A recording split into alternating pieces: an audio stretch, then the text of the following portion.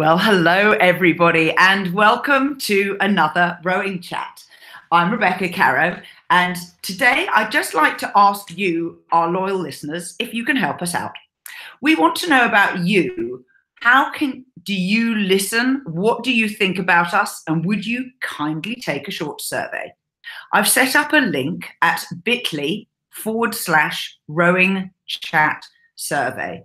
So that address is bit.ly bit.ly/rowing chat survey. And the more we know, the better we can serve you and we can improve Rowing Chat. So please help me out. Now, today I'm joined by Caryn Davies, who is an Olympian and a former member of the US rowing team. Caryn, welcome to Rowing Chat. Thank you so much for having me. Now, please introduce yourself and tell us a little bit about your background in the sport of rowing.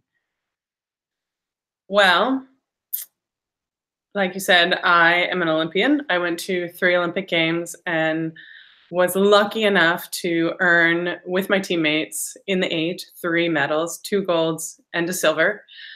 And, you know, I often wonder what my life would be like right now if I hadn't started rowing, because it was never certain. No one in my family rowed until I was 12 years old. I was in the grocery store in my hometown in upstate New York, Ithaca, and just minding my own business, sort of tagging along with my father. And this large, gruff man, turns out his name is Rogie, he strode up purposefully and he pointed at me like Uncle Sam and he said, "I want you for rowing." And I went, "Ah!" And I hid behind my dad because that was terrifying. But it changed my life. So he convinced me to come down to the boathouse, and I tried it out. And being almost 6 foot tall at 12 years old, I was quite good at it. I was a natural. And I kind of went from there. I followed my family to Australia on sabbatical, learned much of my technical skills. I like to think of myself as a very technical rower while I was there. Continued my career at Radcliffe, also known as Harvard, but the women's rowing team still calls ourselves Radcliffe, and on to the US national team. It sounds like such a smooth pathway. And of course, it's probably occupied more than half your life. I don't like to think about that, but it has. Yes, I've been rowing now for more than 20 years. And you still go rowing from time to time? More so in the last couple of months than I have in a few years. I entered the single in the head of the Charles, and I have been training hard for that, prompting many people in town to ask whether I'm training for 2020, and I have been non-committal in my answers. I think that's the best way to be. Now, in your professional career on the US national team, you were principally known as being the stroke man of the 8, the women's 8, during a period where it almost felt like you were indomitable. You were like Asterix and Obelix, the indomitable Gauls. Tell us about your first season on the team and how you fetched up in that stroke seat. So my first season in stroke wasn't my first season on the team, but when I got sort of dropped into the stroke seat, we didn't have many people training for whatever reason. This was 2006 in Princeton, New Jersey, which is where the US team trained. And it was kind of, they call it a rebuilding year in US collegiate speak. But it wasn't a very tough competition to make the boat. It was kind of like our coach, Tom, gathered 8 of us in a room and said, "Well, you guys are pretty much all there is, so I guess you're the boat. And let's go fast." Which we look back on that and we wonder how it happened, but we just really came together as a team. And that was the year Worlds was at Eton Dorney, screaming tailwind.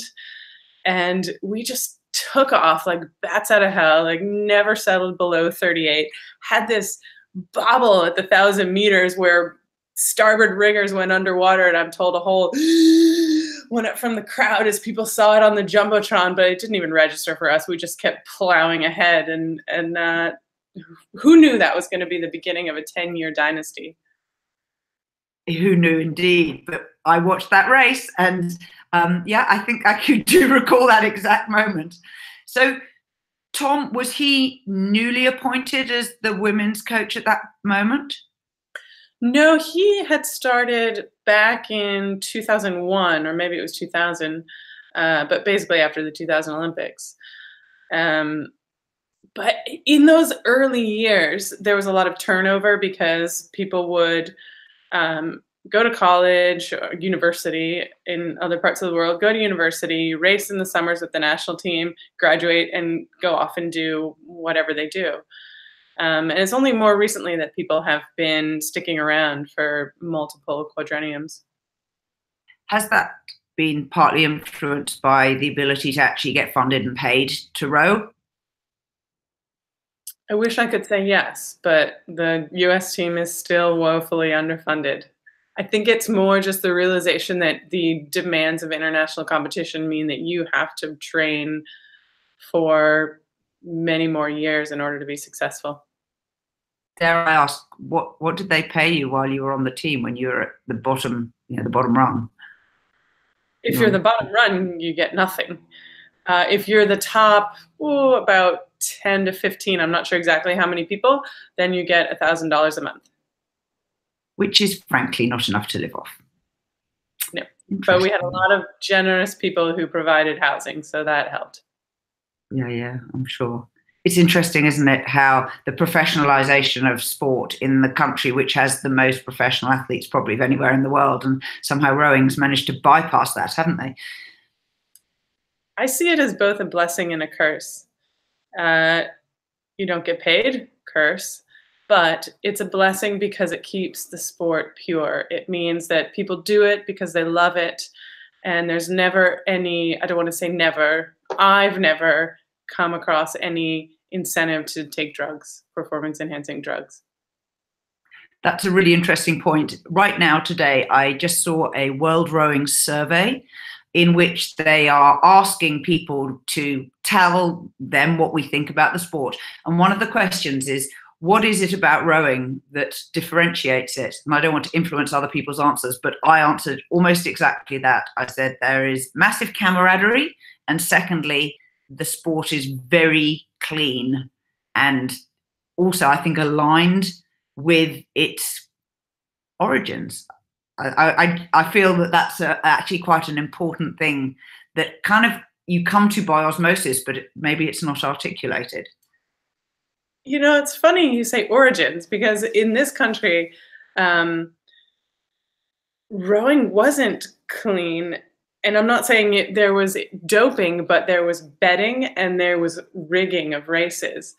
It was probably the most popular sport at the turn of the century, the most popular betting sport for sure. And that was its downfall. Betting in Victorian times in Great Britain, so the turn of the last century, absolutely the same, massive. And they have also had that division of professional watermen versus amateurs, which I guess you didn't really have in the US.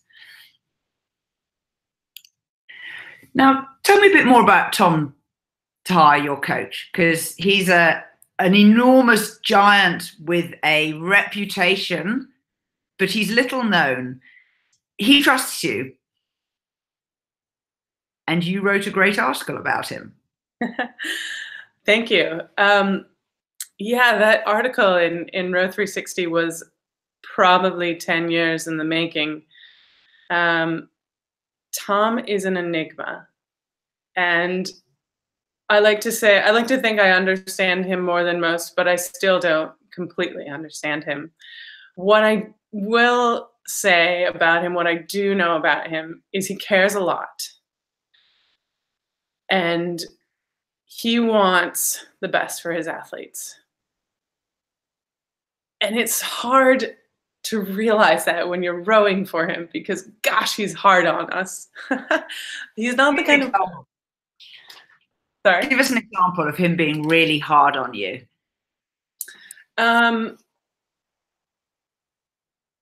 Well, first of all, he is very sparing with his praise. He doesn't yell, he doesn't disparage, but he also almost never tells us that what we've done is good enough, because it kind of isn't really. And in fact, when we won a silver medal in Athens, we got off the dock, or shall I say, we got out of the boat onto the dock, and we had a little team meeting. And he said, okay, training for Beijing starts now. We're thinking, really? Really? All right. I guess this is how this goes. He doesn't share a lot of information. So he keeps us guessing as to what he's thinking. And that can be very difficult, because if you assume the worst, then you feel like you never know your place.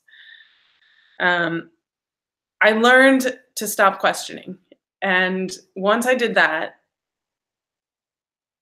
I felt much more secure. I felt like if I performed the way he asked me to, then he would coach the way I expected him to, and we kind of came to an understanding.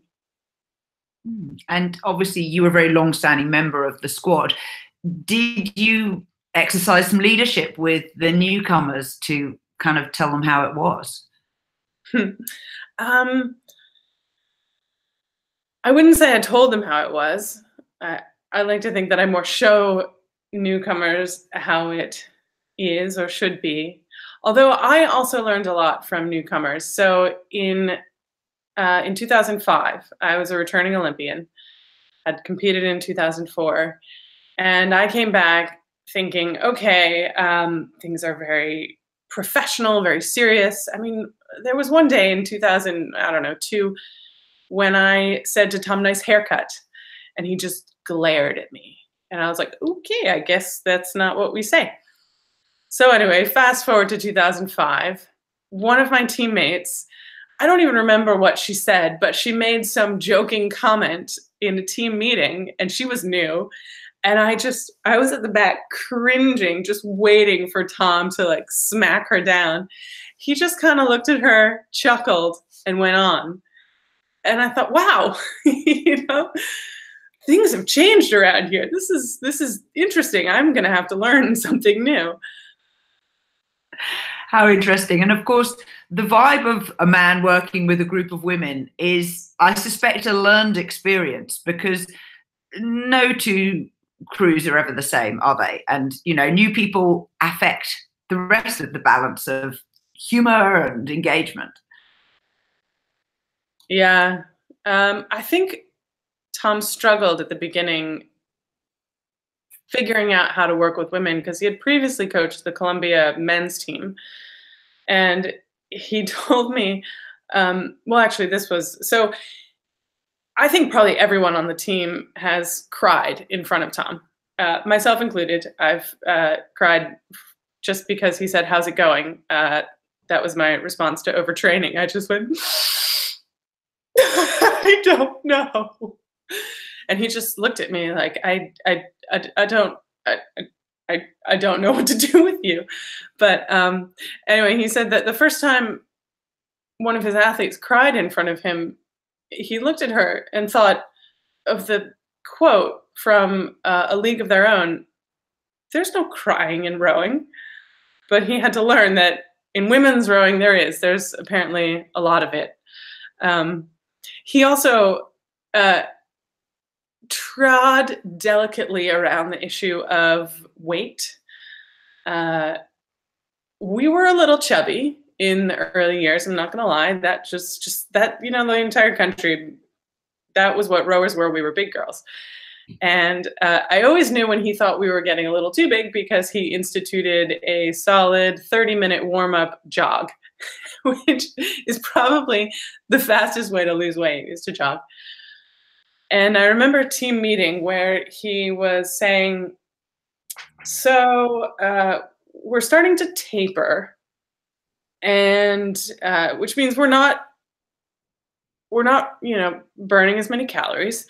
So when you're thinking about having that extra sandwich at lunch, and so the teammate who I mentioned earlier, who was a little outspoken, she said, "So what you're saying, Tom, is don't get fat." He said, "Yes." That's a great balance of power. I like that. Now, as the stroke, and you kind of made the seat your own, obviously, for 3 Olympiads, tell us a little bit about how you created that balance of collaboration with all the guys behind you in order to make the whole flow, the rhythm of the boat work, because I know you have a very strong philosophy here. So the moment that I went from being a pretty good stroke to being what I like to think is a great stroke was the moment I realized that it doesn't matter what I do. What matters is what I help the people behind me do. So I can have my best performance, but if nobody can follow me, the boat isn't going to go fast. So my job in the stroke seat is to modify what I do to match what the people behind me can follow. And this is something actually that I didn't realize that I did until the coxswain pointed it out. She said, "You know when people aren't with you, and you change what you're doing until you're together again." That is a fantastic insight, and presumably that was Mary Whipple. Yes. Now, with the Cox-stroke relationship as well, did she also enable that flow for changing what you're doing until everyone's together again? And how did she do that? Yeah, she knew when I was struggling, if there was rush or whatever. And I usually didn't have to say anything. I would just give her a plaintive look, like, "Help." And she would call it. But of course, there were other times when she just ignored me because, you know what? It doesn't matter how much I'm suffering as long as the boat's going fast. But I think the most important thing that a coxswain can do is build trust. And the way that Mary does that is she never asks us for something that we're not capable of. So when she asks for an extra push or when she asks for a rhythm change, I never had to question, can I do that? Should I do that? I just knew I can do that, and I will. That's a fantastic position to be in. And I certainly have had wonderful coxswains over the years. I remember one called Lisa, and I would get to a point where I was just about to open my mouth to say something, and she would say it. She like she could read your mind. So that close-knit team connection that you have with, I'm guessing there was getting on for 20, 25 different people over the course of your 3 Olympics. What was the glue that held all of you together?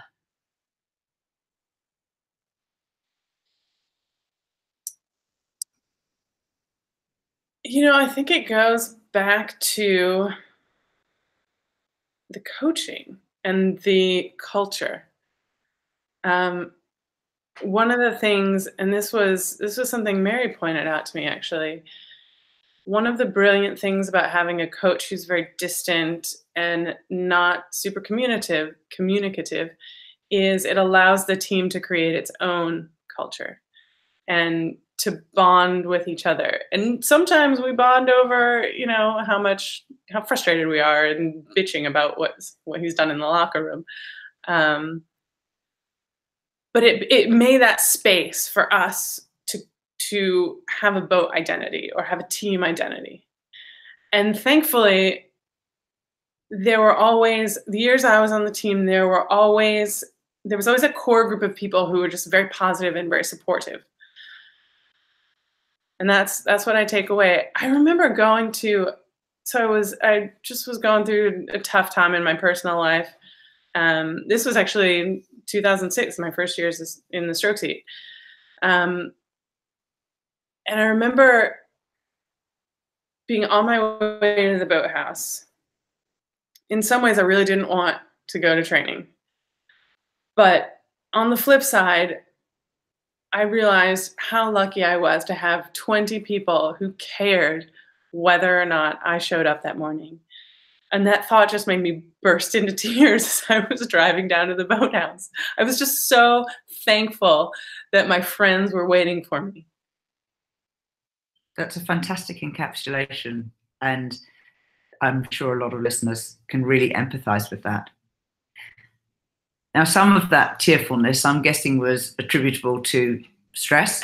You've also mentioned overtraining or under recovery. Do you have any tips on how to handle stress for our listeners? Yeah. I read a great quote today from Billie Jean King, and it was that pressure is a privilege. The fact that there's pressure on you means that you're doing something important and that people care. There are two types of stress. There's nerves. I think that's probably the easier one to handle. I like to think of competition as an opportunity. And I like to think of my competitors as not there to beat me, but to help me go faster. So if I weren't able to line up against people who could push me, then I wouldn't have my best performance. But with someone there, trying to get their nose ahead, gosh, you're going to give it everything you've got. But then there's also the kind of stress that you feel when you're failing. And I remember days, maybe after some racing in pairs where I hadn't done well, just sitting in my car or standing in the shower after training and crying, just being in tears about I didn't know how to go better. I felt tired. I felt like a failure. And it's in those times when it's most important to remember one of my life mottos, which is practice self-compassion. The road to success is not linear. It's very winding. And improvements don't happen all at once. You might improve a little bit, plateau, maybe go a little down, improve some more. And I think you learn the most in those little dips just before you start to improve again. And when I was a younger athlete, I felt like I always had to have my best performance. And that could be devastating because you can't have your best performance every day. It's just not possible. And one of the things I learned from a coach in high school, who's one of my greatest mentors and friends, was to practice self-compassion, to allow myself to fail. And another thing, building on it, a sports psychologist once described it as aim to beat your average. Because if you beat your average, you will consistently improve. I love that. I'm writing it down. Bringing up the average. That's when you need to know the difference between median and average, but that's okay. We don't quibble. Now, you've also suffered from injuries from time to time through your athletic career. Talk us through the psychology side of rehabilitation and managing injury that as you experienced it. Yeah.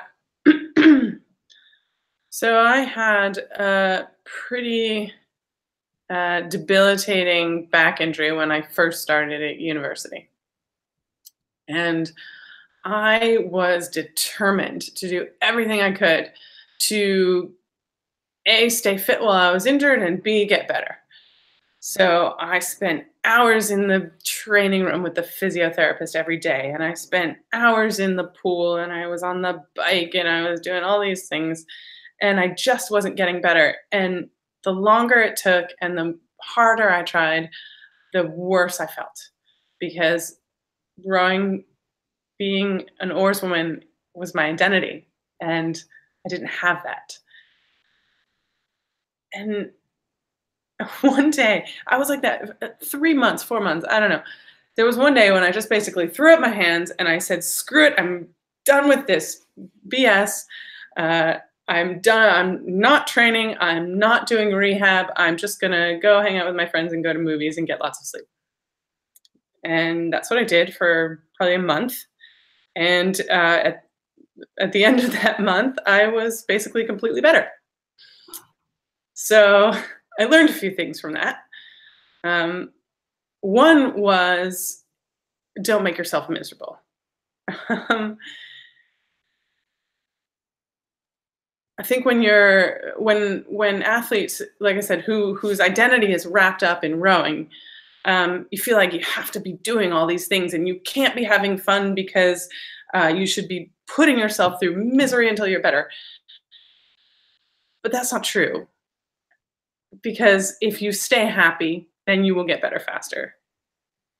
I do think there's a really strong link between the mind and the body. So, hang out with your friends, go to movies, whatever. And then the second is get sleep, get rest. Trainers will tell you that you have to do, I think it's 125% of the volume if you're cross training in order to keep your fitness. But your fitness, maintain your fitness means nothing if you still can't row. So what I found for me was the best way to overcome injury was just to rest completely. And the really useful dynamic that I developed with Tom when we started to trust each other, kind of in my later years when we'd been working together enough to understand each other, he trusted me enough that I could say, Tom, I tweaked my back in practice today. I need 3 days off, which I wouldn't have dreamed of asking when I first joined the team. And I think lots of other athletes who hadn't been around as long also wouldn't dream of asking. And he would say, okay, I'll see you in 3 days. And I would go home and I would basically spend 3 days in bed, and I would come back and I'd be ready to row. That's fantastic. Lovely anecdote as well. Now we're just going to hear from one of our sponsors. It's back to school time in the Northern Hemisphere. The World Champs are nearly over, and many athletes and coaches are preparing and planning for the new rowing season. Getting back on the erg or back in the boat means one thing: pain, blisters, and sore muscles. But don't worry, Row Perfect has you covered. You can ease your body back into training with our specialist products. Use a discount coupon, Back in Shape 2018, and you'll get free shipping on anything you order from our store until September the 21st this year. On offer are these products: the Blister Prevention Bundle, in which you will find blister tape, rower's hand rub and rowing gloves, the Yoga for Rowers ebook for your stretching, kinesiology strapping tape for any injuries you might sustain, and the Stretching for Rowing poster by the world champion lightweight Sophie McKenzie. So don't forget, the free shipping coupon is Back in Shape 2018, and it's valid till the 21st of September. Now, back with my guest, Caryn Davies. Now, Caryn, you've taken an interesting leadership position, becoming an athlete rep for the US Rowing Organization. What does that job actually involve? So I spent 6 years on the board of US Rowing, and it's an elected position. To me, it was a great honor because it's elected by my peers. So my teammates elected me to be their representative on the US Rowing board.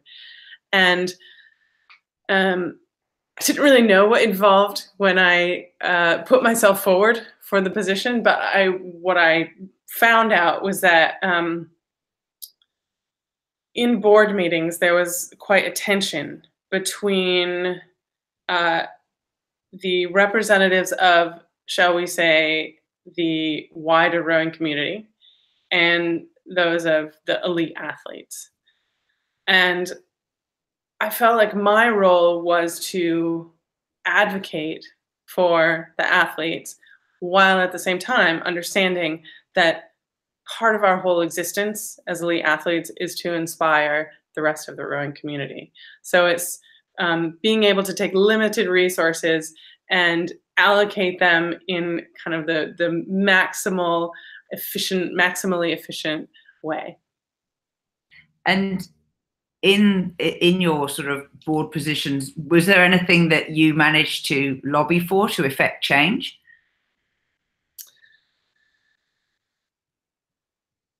One of the things that I am passionate about, and I've made small changes, small incremental changes here and there, both at US Rowing and also now I'm a vice president with the US Olympians and Paralympians Association, is to help athletes have a smoother transition out of elite sport.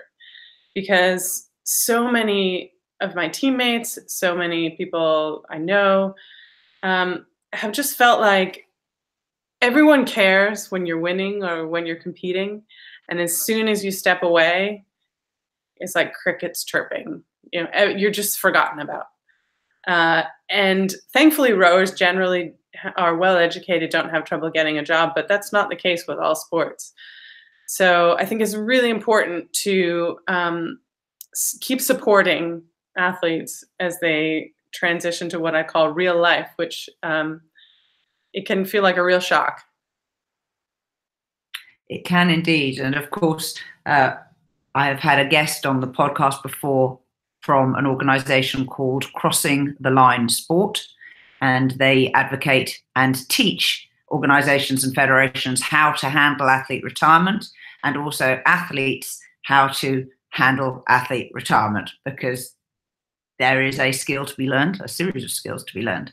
And for yourself, you are now working full-time as a lawyer. How do you handle the balance of focus and passion into your new career?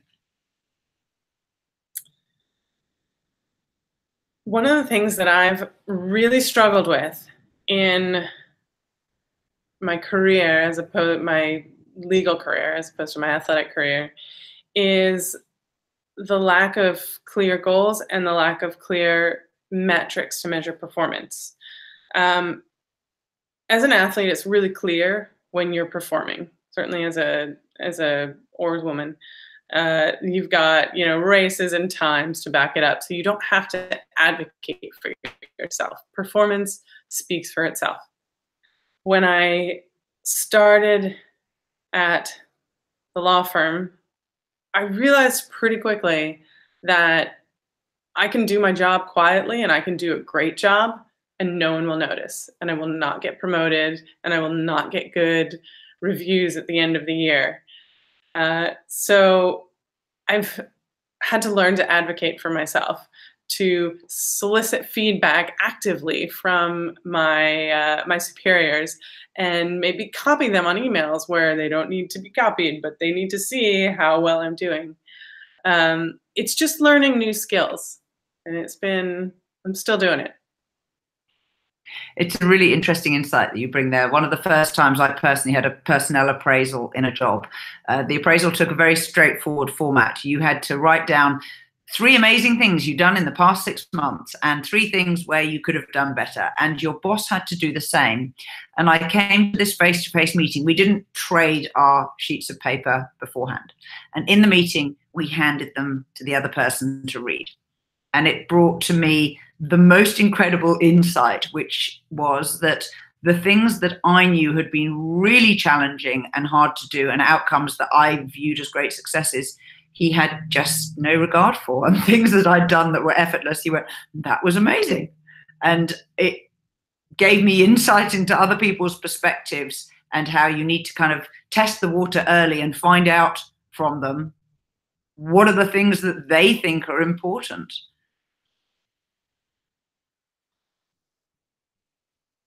Now, I'd like to move on to your career in rowing in the UK, because you were the Yank at Oxford. You took an MBA course. Is that right? Yes. Tell us what gave you that idea.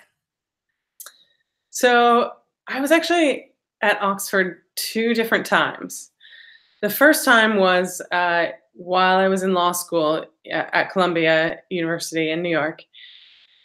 And one of my professors encouraged me to apply for a study abroad program at Oxford. I thought, well, sure, why not? So I arrived I was there for a term and a half. And I'd heard that rowing was quite a big thing in Oxford. Now, unfortunately, at that time, I wasn't eligible for the blue boat for the university squad. So I decided that I would try my hand at college rowing. And my first night in college, I went to the grad common room and just met a few people, had a couple of drinks, was just asking around, hey, who should I talk to if I want to row? And so keep in mind, this is halfway through the year. This is in January. And this guy, he sort of looks me up and down. Now I was sitting down, so he didn't actually see how tall I was either. He looks me up and down, and he's sort of like, oh, I don't know. Have you rowed before? Because we've been training for a while. And I just said, well, yeah, I've done some rowing before. I can try to slot into the team. And I gave him my card, which was my Columbia Law School card, so it didn't say anything about rowing on it. I said, can you just give this to the coach and tell him to get in touch with me? And the coach tells me the story later that he takes this card, takes one look at it, and falls out of his chair. And of course, the guy I'd been talking to had no idea who I was. And I wasn't going to let on. So this coach, he says, I think maybe you'd enjoy it better if you rowed with the men instead of the women, since you've obviously done some rowing before. And I was a bit apprehensive about this because, I'd trained with some men here and there, but I'd never been on a men's team. And I didn't want to take anyone's spot in the boat. I thought, thought that would really upset some people. So I kind of, just quietly joined the team and pulled really hard and tried not to make too much of a fuss. But I was just accepted right away. And I think that says so much about the integrity of the guys on this team, that, hey, if I can perform, they were happy to have me. And pretty quickly in team meetings, the coach would say, hey, what do you guys think about this?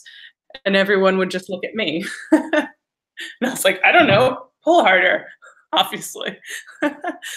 And it was one of the highlights of my Oxford collegiate college rowing experience, the highlight, obviously, of my college rowing experience, that we won Head of the River that year. And we got to burn a boat, and we got to bump a boat containing another Olympian, a guy that I knew. And it was just so much fun. So that was number one. And that gave me the idea that I would like to go back. And I heard around that time that a couple years later would be the first time that the women's boat race would be held on the Tideway. And moreover, a coach that I'd known for years and worked with as part of the US national team was going to be the coach of the Oxford women's team. So my mind started churning and thinking, how am I going to be part of this? So I decided to apply for an MBA. Came back to Oxford, and it was a very different experience and very rewarding in different ways. It was a lot of work, Rowing at Oxford was not too different from training for the national team. It was a lot harder than rowing at Radcliffe. Things may have changed at Radcliffe, I don't know, but we did a lot of training, and it was much harder to balance the rowing and the studies at Oxford than it was at Harvard, I thought. But you know, if you don't try hard, it's not worth much, right? So that race is one of the ones I'm most proud of, and also one of the hardest I've ever done. I think anyone who's ever rowed a race on the Tideway understands. And the moment I realized how special rowing the boat race is was actually after the race. I walked into the boat race ball wearing a blue blazer. And I looked out at this sea of blue blazers, and a bunch of faces turned towards me. Let's be honest, most of them men. And I could just see the acceptance. It was like, all right, you get it. You're one of us now.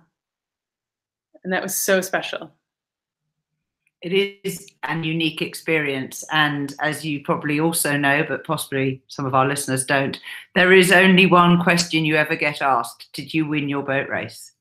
And if you can answer yes, you're in the elite of that very special club.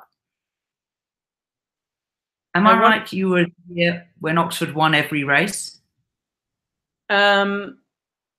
Yes.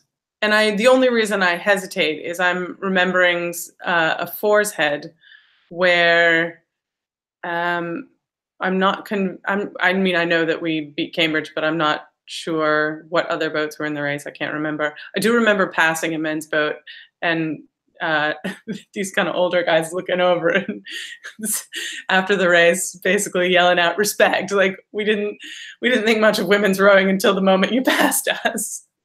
That's pretty good. And actually, I was talking about the differences between rowing at Harvard and rowing at Oxford. Rowing at Oxford made me appreciate Title IX. So for those who don't know, Title IX is a law, a federal law in the United States. The law actually says that men and women must be given equal opportunity at federally funded educational institutions. The effect of that is women, and especially women's rowing, the moment the law was passed, got a lot more funding. And in some cases, the women's teams have more funding than the men's teams because it has to balance out football, which is solely a men's sport. So when we walked into the boathouse at Oxford and realized that the women's locker room was about a quarter of the size of the men's, that was eye-opening. And then seeing some of the reactions of mostly older men to the idea that women would be rowing the boat race on the Tideway was a little disheartening. But like I said, there were also so many champions, so many men, especially those with daughters, who were all about it, that I really think, they redeemed themselves in my eyes. That's a fantastic insight. Now, I want to finish up by asking you a little bit about junior rowing, because, of course, you started rowing when you were 12 or 13 years old. And what particular drills do you recommend for either coaches who are teaching juniors or juniors who may be listening now, and what they can do to improve their own rowing? I have a drill that I came across, I want to say by accident. Yes, it was by accident. And quite literally, I had an accident. When I was a junior in high school, so I was 16, I was in the weight room and I dropped a 45-pound plate on my foot. And I broke, I don't know, a bone in my foot. what that did is it meant that I couldn't strap myself into the erg, into the foot stretchers of the erg. And I did it going into winter training. So my solution was just to not strap myself in. And I started rowing everything I could without, feet out. And I got to the point where I'm still there, where it's basically irrelevant to me whether my feet are in or out, as long as I'm sort of 24 or less. And I really recommend that, because what it does is it develops a strong finish. If your feet are not strapped in, you are fine. You're not going to fall off the back of the seat, as long as there is still pressure on the handle. Once there's no longer pressure on the handle, if you keep going back, you're going to fall off the seat. So you have to learn, as soon as there's no longer pressure on the handle, your body swing is done. And you are in a nice strong position, and then you can come away again. And I really think that helped me develop good boat feel at the finish. So I recommend that all juniors who are hopefully doing lots of training on the erg, because you know what, if you want to get recruited by a US school and get a scholarship, you need a good erg score, to do all your steady state feet out. And it will teach you faster than any drill that I know will for the finish. That's fantastic advice. And I will echo that it also works for masters, because as it happens, I also row feet out on the erg all the time. Rate 24 is about your limit. I agree. But I also row my single with the Velcro undone on the shoes. So just the same idea. Caryn, it's been an absolute delight. Thank you so much for giving us your time. Now, you've very kindly got a prize you're making available to our listeners. Yes. So I have been working on a little side business. As we talked about, I'm a lawyer in my day job, but what I really love doing is I love helping people discover their abilities to be a leader, discover their peak performance. There's so many things that I learned the hard way that I would love to help other people learn in a more easy fashion. So I would like to offer a free coaching session, a 30-minute coaching session. It can be on whatever you want. I'll coach you in rowing. I'll coach you on the erg. I'll coach you on how to lead a team of people at work, whatever you want. Just go to my website, and the link will be available on the Row Perfect podcast page. But my website is caryndavies.com, and the link will be under caryndavies.com/rowperfectpodcast. So yes, sign up for my mailing list, and I'm going to choose someone from all of you who sign up for a free 30-minute video coaching session. That's very generous. Thank you. So it's caryndavies.com/RowingChat, and I'll put the link in the show notes as well. Just before we wrap, a word from our final sponsor, who are called Health IQ. You've heard of intelligence quotient, IQ, and probably EQ as well, but doesn't it strike you as odd that there isn't a score given to the health of your body? We row, we all take care of our bodies, and although masters athletes in particular love to compare our injuries and our recovery strategies, we know that we're both fitter and healthier than much of the general population. So why shouldn't we get financial benefits from our rowing practice, from our fit and healthy bodies? Luckily, Health IQ feels the same way. They're a health insurance company who understand health-conscious people, and that we are a lower risk category, and they offer lower rates for fit and healthy people like masters rowers. If you qualify, you could save. Get a free quote today at healthiq.com/rowing, or mention the promotion code ROWING when you talk to a Health IQ agent. Go and reap more benefits from your rowing, and you will also be supporting this Rowing Chat podcast, and I'll be grateful too. Till next time on Rowing Chat, thank you for being with us.